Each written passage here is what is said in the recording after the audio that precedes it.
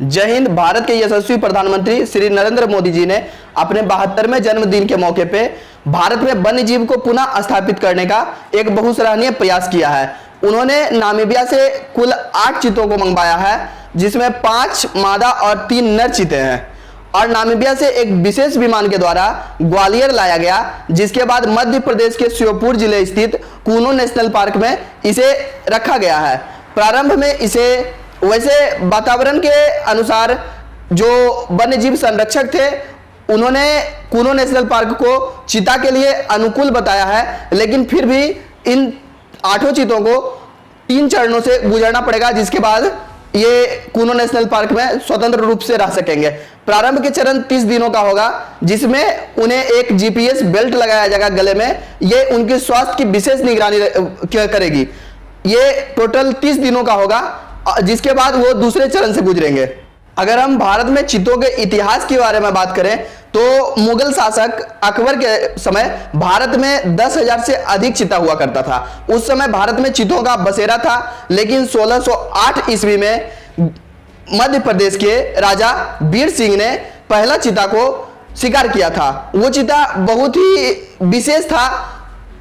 सफेद रंग का चीता पे नीले, काले की जगह नीले रंग के धब्बे थे, और इसके बाद से शेष राजाओं के शौक बन गया था चीता को शिकार करना, और शेष चीतों का अंग्रेजों ने अपने मनोरंजन में खात्मा कर दिया।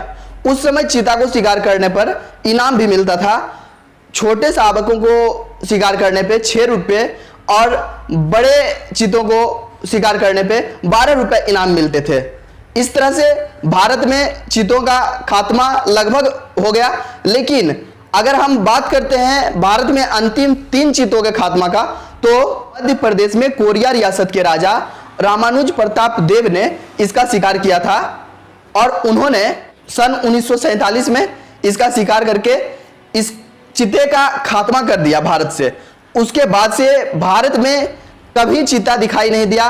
अब इसके 75 वर्ष 8 महीने के बाद भारत में माननीय यशस्वी प्रधानमंत्री नरेंद्र मोदी जी ने 8 चीतों को नामीबिया से एक विशेष विमान के द्वारा ग्वालियर लाया, जिसके बाद कूनो नेशनल पार्क में रखा गया। ये भारत में वन्य जीव के संरक्षण और वन्य जीव के हित के लिए उन्होंने बहुत ही सराहनीय कदम उठाया है।